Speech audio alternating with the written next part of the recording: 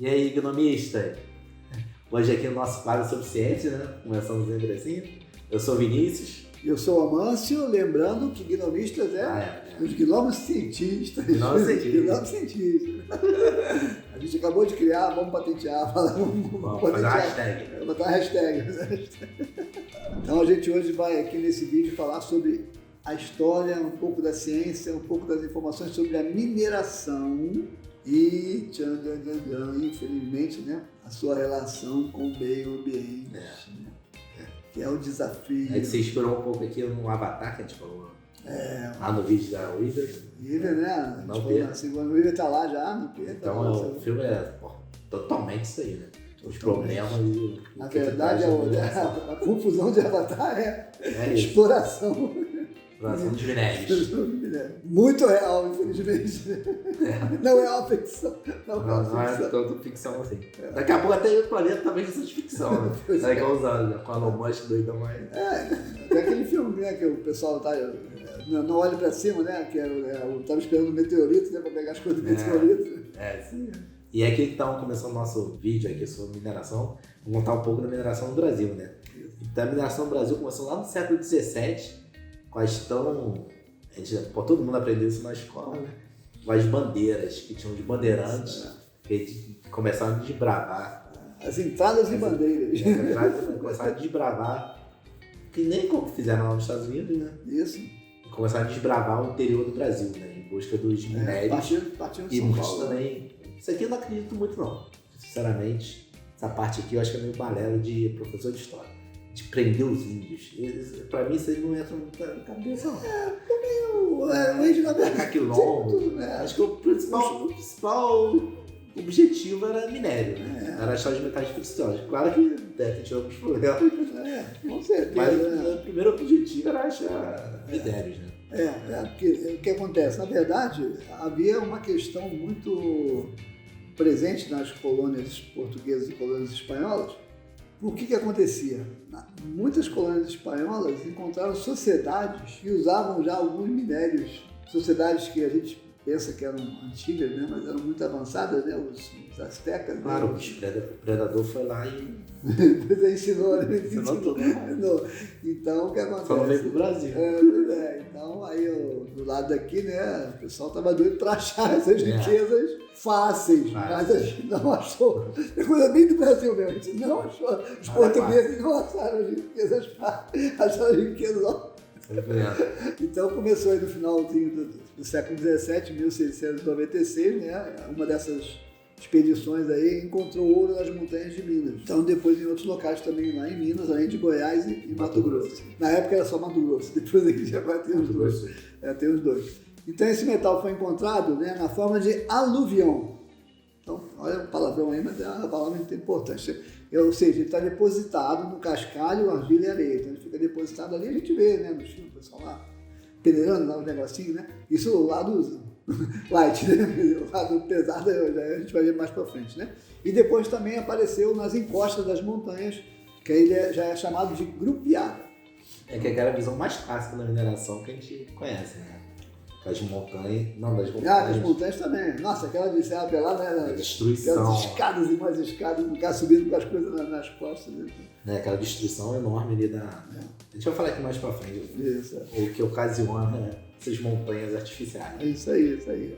E essas descobertas, né, ao longo do tempo depois, criaram uma onda migratória, né?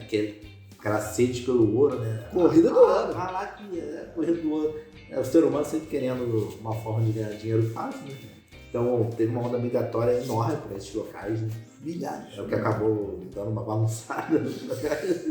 E a coroa portuguesa teve que criar um sistema para conseguir, né, fiscalizar e controlar essa área aqui, essa onda migratória, que foi uma coisa absurda, né?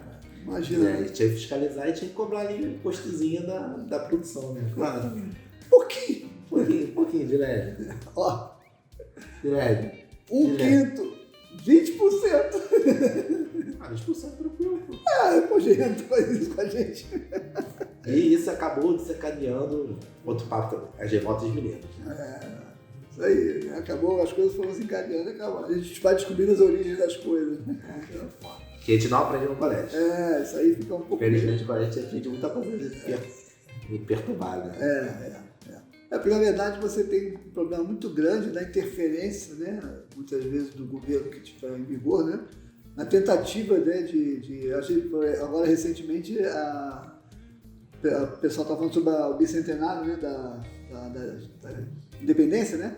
Então os professores, historiadores que falaram, que eu ouvi falar, estavam comentando que foi feito um trabalho muito importante para esconder quantas pessoas morreram para fazer a independência do Brasil, porque todo mundo, a gente aprendeu que então pronto, acabou. Todo mundo de bem, tá tudo certo, Portugal nem reclamou. Vamos dar uma volta ali no Rio. O pessoal nem reclamou que perdeu a fortuna da colônia e tal. Morreram 4% da população, que seriam hoje o equivalente a 8 milhões de pessoas. Pouquinha gente. Então imagina, né? Brasileiros e brasileiras que morreram para a nossa independência.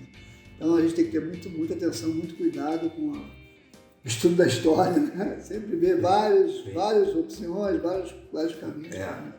Para poder também não ter informação errada. E agora vamos ver um assunto aqui, né? Prescindível e importantíssimo quando se fala de mineração, tá? Os impactos da mineração no meio ambiente. Então não há como fazer mineração sem impacto no meio ambiente, isso não existe. Mas precisa, né, ser feita uma coisa científica, tecnológica, né? Não apenas comercial, uma preocupação, né, muito grande. E social também. E social, e tudo mais. Mas enfim, então vamos ver um pouco das destruições para depois a gente ver aí a situação, né, que a gente está. Então, destruição da paisagem, né? Então, no Brasil aqui, a forma mais comum é a lavra a céu aberto, ou seja, você tem aquelas tudo assim, aberto mesmo, né? Os campos ali, os desmatamentos. Então ela quer um desmatamento profundo. Não, o problema é que ela requer um desmatamento profundo. Mas desmata primeiro em cima e depois vai acabando. Desmata e depois destrói o solo fértil. Porque ela vai, aquela parte toda onde estava a vegetação, ela quer retirar tudo para chegar ali na terra. Para chegar após esse solo fértil. Então aquilo ali não é pouca desgraça, não é desgraça mesmo. Então a área é recortada mesmo, tudo é recortado em pedaços, né, que deixa a região cheia de degraus. E aí, vão cavando. Meu filho já falou aqui, né, a gente não vai Serra Pelada lá, a gente Serra Pelada, aquele monte de degraus, né, e a gente vê toda hora, né, a gente vê na televisão aí, né, e isso aí muda radicalmente aquele local. Então aquele local acabou. A flora, a fauna, nada existe ali. Não é possível ter nenhum tipo de vida ali. Ali você acaba, desaparece o reino animal, desaparece o reino vegetal e você vive ali no reino mineral, exclusivamente. Literalmente. Literalmente. E o reino Manaus. E aí, nossa. Reino animal. Animalzão. E a próxima aqui, claro, é a poluição, contaminação da água, porque ali você está tirando minério ali na pedra. Então, ou você tirar aquilo ali realmente, deixar daquela forma bonitinha, tem um alto consumo absurdo de água, né? O que eles chamam de beneficiar o minério, né? E tem um rebaixamento dos lençóis devido à extração enorme ali do produto, né? Impactando o fluxo e recarga desses lençóis também. E claro, e a contaminação tóxica da água devido a todos os rejeitos tóxicos que se usam para fazer esse benefício do minério. É uma coisa absurda. E o mais grave é o mercúrio. Volta e meia a gente vê com dos peixes com contaminação de mercúrio. O Henrique, meu outro filho, né, irmão do Vinícius, fazendo doutorado agora, fez mestrado, agora está fazendo doutorado de Química. Até uma parte do trabalho dele é exatamente maneiras de você identificar como você consegue descobrir a quantidade de mercúrio em determinadas coisas, né? Porque novas tecnologias para conseguir descobrir mais rápido e mais fácil as quantidades de mercúrio nas coisas, né? Quer dizer, até na água, em várias coisas, na água, nos produtos, né? No solo e tal, exatamente por essa preocupação, porque o mercúrio é cruel. E aí depois a gente continua aqui com o solo, né? Então a gente vai ter a poluição, a contaminação e temos a compactação do solo, né? Você começa a bagunçar o solo de tal maneira que aquilo vira quase que uma rocha, né? Acaba produzindo rocha, né? Então esse solo que ficou desnudado, né? Perde a sua fertilidade total e ele vai se compactando, ele vai ficando ali cada vez mais grudado, né? Bloqueado ali, né? Então, além disso, né? Durante todo esse processo, né? essas concentrações de contaminação podem ficar mais elevadas ainda, né? Quando você tem uma contaminação, por exemplo, de mercúrio na água, né? Por exemplo, um rio está contaminado com mercúrio, então você tem ali toda uma situação que está em movimento, né? Então, normalmente, né, o rio está em movimento, né? Então há uma certa renovação, né? Agora, quando você tem o solo que foi se degradando, ficando compactado ali, e ele está contaminado, então você vai ter aquilo ali agregado, entranhado ali de tal maneira que você vai demorar anos, talvez séculos, para conseguir liberar novamente aquele lugar, aquele solo, né? Porque você vai ficar virou ali tá dentro, né? Como se estivesse, né, dentro da pedra. Fossilizado. E a próxima poluição é a poluição sonora, né? Porque para criar esse recorte, para de degrau, existem explosões usadas, né, para abrir os maciços, que são maciços xoxosos, coisas assim, duras demais. Então eles utilizam de explosões. A gente vê muito filme antigo de minerador. Tem? Filme do Velho Oeste, aquilo ali mesmo. Mas é assim mesmo, até hoje. E é uma coisa que perturba a biodiversidade explotando os animais, né? Os animais se assustam. Não, imagina. Meio comparando com os fogos de artifício hoje em dia, que até estão dando. Não, mas é ótimo. Os animais domésticos. A comparação é ótima, porque exatamente por isso, porque os animais têm uma onda de audição, né? Uma frequência de audição diferente da nossa. Então, se para nós a gente escuta aquele, você está passando, passa aquele cabeção de livro, o cara explode tanto, tu dá um pulo. E a gente não tem aquela sensibilidade. No animal, aquilo quase que é monte. Entendeu? Soltar um cabeção de livro perto do cão, do gato, aquilo quase que acaba com quase passarinho é capaz de morrer na hora. E o cão e gato pode até ficar com um problema mesmo, né? Auditivo, né? Uma coisa absurda, né? E claro, como não poderia acontecer, deixar de ser, né? Poluição do ar. Por quê? Você transporta, todo mundo já cansou de ver lá aquele monte de trem, né? Aquele monte de vagões de trem, tudo aberto, tem um paninho, não tem uma lonazinha, né? Tu vê até as praias nos locais, né? Praias próximas de locais que a areia fica diferente. Não, e o que acontece? Normalmente nesses lugares, o que acontece? Você, por exemplo, vai fazer o transporte por navio. Aí esse minério vem nos trens, né? Já poluindo todo o caminho que ele vem. Né? Está tudo aberto, né? Vai poluindo o ar naquele caminho todo, então ele lança partículas sólidas e poluentes que vão ficando na atmosfera. Quando chega lá no porto, o cara despeja aquilo tudo e faz a montanha. Aí depois ele... Fica um tempo ali para conseguir... Fica ali, depois ele pega aquela montanha, com aquelas maquininhas que parece aquele negocinho, né? Parece um monte de mãozinha, né? E enche um monte de carretilhazinha para levar para o navio, porque às vezes o navio, por exemplo, lá no Espírito Santo, o porto é no mar, assim. Né? Então, por causa da profundidade, então o navio fica a 50, 100 metros da orla, né? Da areia. Né? Então, vai lá essas carretilhas, aí é o mar também. Mas hoje é necessário, né? Infelizmente. Né? E aqui a última poluição que a gente conhece são os rejeitos, né? Porque todo esse trabalho, criam rejeitos, né? E a forma mais normal de você controlar esses rejeitos, né? Essa é a forma... É através de barragem, né? A gente vê que, como aconteceu há pouco tempo atrás aqui no Brasil, né?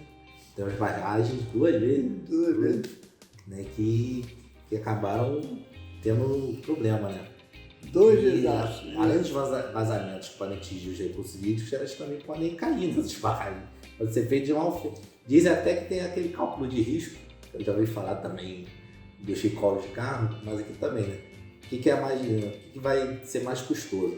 Você fazer uma barragem decente ou você arriscar, fazer uma barragem mais ou menos, ter o custo do impacto dessa barragem caso ocorra algum acidente? É um cálculo meio escroto, mas eu tenho quase certeza que existe. Até pela impunidade, né? Esses dois desastres lá, de Minas até hoje, estão rolando aí, estão rolando, né? E os dois rios foram pro Beleléu, né? Então, os dois rios mortos, todo mundo ali em volta. É cálculo de risco. Mas de uma forma fria. Mas na hora que tiver uma coisa séria que o cara vê lá naquele... Nunca mais a gente escutou de desastre, tipo aquele da Exxon que teve lá.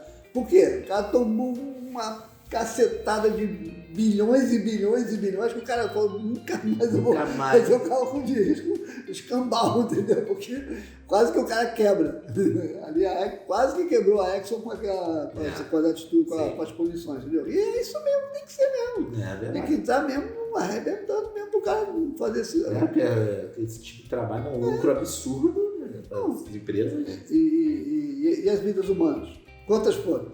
Aquelas que apareceram de imediato, né? Até hoje não tem corpos desaparecidos, né? Mas tem aquelas, né? Mas a quantidade de gente depois que foi morrer, é quase impossível de saber. Os que foram contaminados, né? Os peixes que foram comidos e tal. Aí o cara, daqui a pouco a gente passou 10 anos, você começa a ver, nossa, tem aqui uma estatística que naquela região de Minas aumentou 100% o câncer. E aí? Aí para 10 anos depois para conseguir provar, né? Para brincar com dado. E agora vamos falar aqui dos minérios, né? No nosso Brasil aí, né? O uso, né? Esses minérios podem ter, né? E os locais aqui no Brasil onde a gente tem eles, né? E a gente está muito bem no ranking, né? Está muito bem no ranking, né? Então a gente vai começar aí com o ferro, né? Que é o que é mais popular aí, que a gente mais escuta, né? Baixou o ferro, subiu o preço do ferro, aquela coisa todo o tempo todo, a China comprou, a China não comprou, tá? Então nós somos o segundo produtor mundial. Ele vem de Minas, vem da Serra dos Carajás, no Pará, e também do Maciço do Urucum, em Mato Grosso do Sul. Principal componente da fabricação do aço. E aí não precisa dizer mais nada, né, pessoal? Porque o aço é um pouquinho usado. O aço quase ninguém usa no mundo, né? Escala mundial, então, né? Então imagina o inferno disso. O próximo é a bauxita, que a gente é o terceiro lugar na produção de bauxita, que é lá na Serra do Pará, de Oriximiná, caralho. No Pará tem muitos homens indígenas, não tem jeito. E esse aqui é usado também, uma coisa pouco usada hoje em dia também. Claro. É usado na indústria do alumínio. Quase ninguém usa alumínio, né? Imagina, né? Que é isso? Ninguém usa, Não sei. Olha, mas estamos lá. Depois a gente tem o manganês, né? Nós também somos o terceiro produtor mundial. Ele é extraído em Minas, também no Pará, mas em Carajás, e também lá em Urucum, lá no mesmo lugar, lá no Urucum, também no Mato Grosso do Sul. É exportado para a fabricação de aço, que também quase usa, mas também muito importante em produtos químicos. Então a indústria química faz um uso intensivíssimo de manganês. E é muito exportado. A gente exporta muito. E agora que é uma coisa que está na crista da onda hoje em dia, que é o tal do nióbio. O nióbio é o primeiro produtor de nióbio no mundo, que é produzido em Minas Gerais e em Goiás. E nada mais nada menos ele é necessário para produzir turbinas de aviões, aparelhos de ressonância e supercomputadores, que hoje é o que mais se fala em supercomputadores, né? Então a gente está na vanguarda. Não sei se felizmente ou infelizmente. Pois é, ainda tem isso. E também na alta resistência. E tem a alta resistência das ligas e supercondutores, que também é outra coisa que há tempo atrás aí teve uma crise nessa parte de muito grande, foi nos chips, foi. Quem comprou na época se deu bem. O preço subiu demais. Foi verdade. As ações de empresas de valor. Foi. E agora que faz um pensamento aqui, né? Brasil sendo produtor disso tudo. Como é que a gente tem um país tão miserável ainda hoje em dia? Essa capacidade. Com fome, cara, é inacreditável.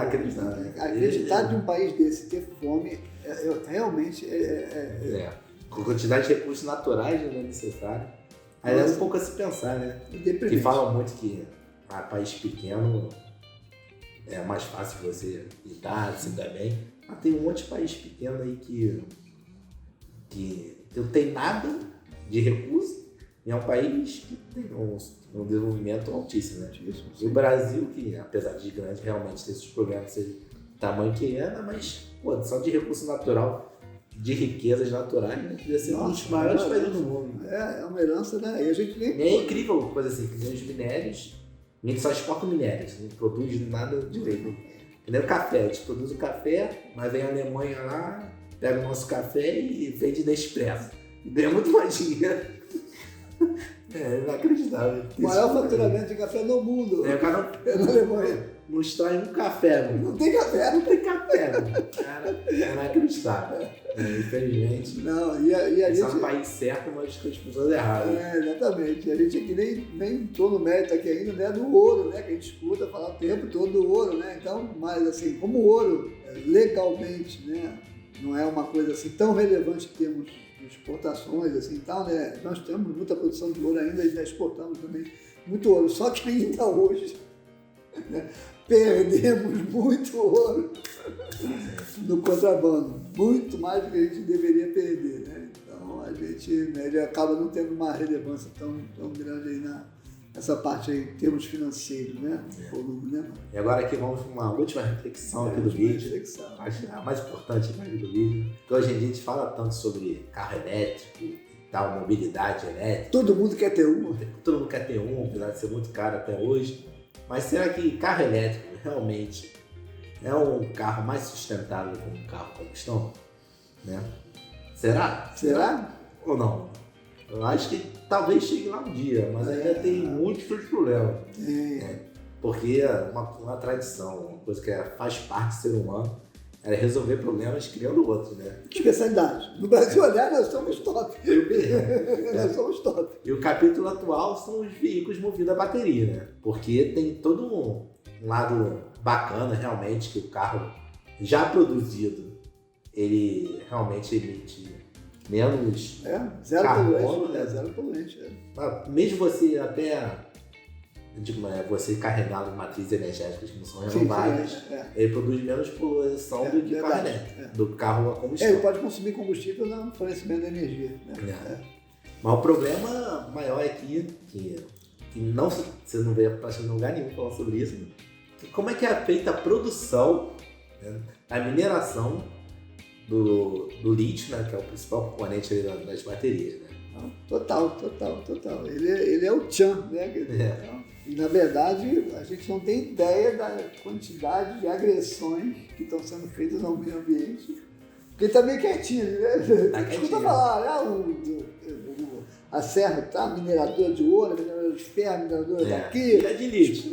Então, o lítio tá ali quietinho, meio fingindo de boa, né? Não é comigo o assunto. Mas como está crescendo a demanda, então também está criando.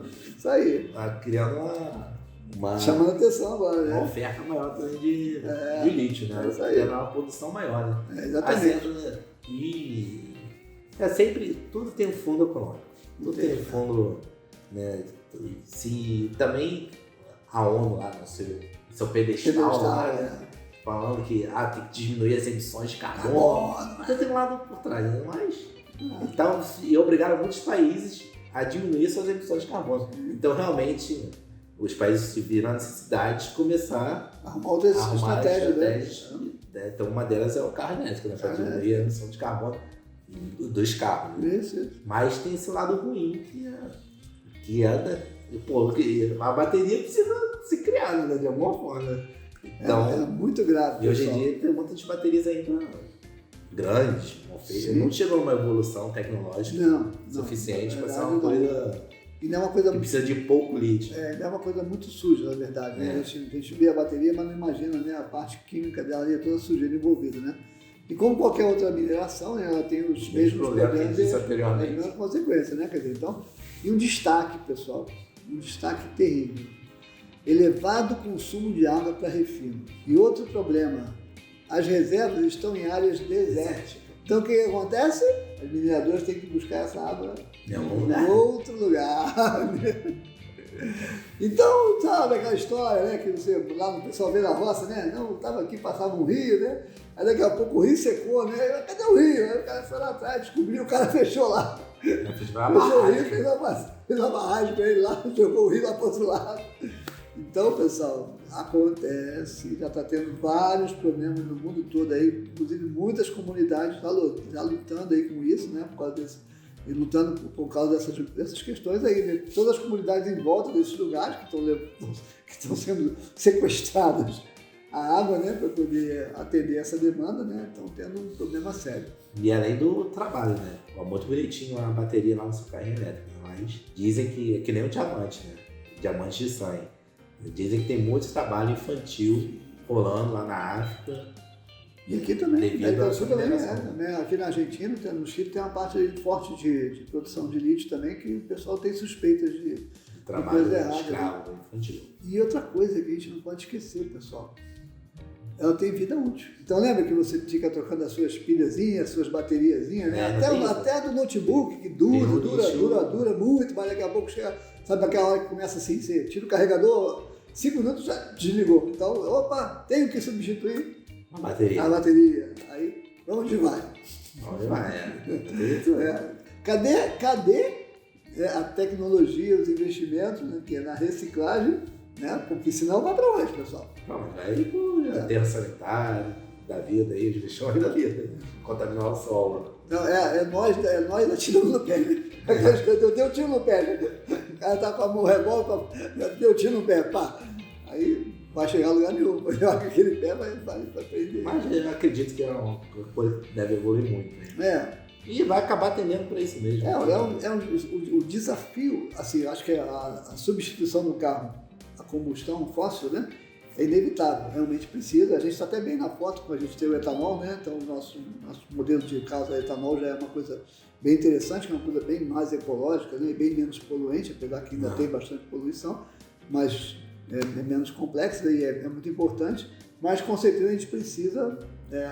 a ideia de substituir, né, é muito importante. Agora, precisa a gente conseguir evoluir muito ainda. A tecnologia, né, a gente está muito dependendo daquelas coisas, só tem nos filmes, né? Como gerar energia, né? Toda hora aparece, né, um filme de... Até aquele tu tá lembrando que até aquele do Código da Vinci também tem aquele do final lá que o cara está tentando criar lá uma energia diferente, né? Tal. Mas... E tem os carros a hidrogênio, né? Que também dá uma caída grande. Pois é. Os carros a hidrogênio. E talvez daqui a um tempo volte. E na verdade ele continua como propulsor, né? Como combustível, né? Os foguetes continuam, né, utilizando, né? Ele só quer como fazer para administrar isso. Né? Mas aí, pessoal, então, agora como nós também, né, não queremos poluir, né? Não queremos ser também extintos, né? Nem queremos trazer problemas para ninguém, muito pelo contrário, a gente quer trazer aí conhecimento, né, informação, compartilhamento aí com vocês, né, convivência com vocês. Então, se vocês puderem nos ajudar sempre, por favor. Vão lembrando aí, né, assiste, fala com os amigos, conversa, dá sugestões. O Ciência no cinema está aberto aí à vontade aí para dicas, sugestões, coisas que incomodam, que você fica na dúvida, pensando, né? Puxa, sempre tive curiosidade de saber sobre alguma coisa. Por favor, manda pra gente. Sugestões. Tá bom? Valeu. Até. Valeu.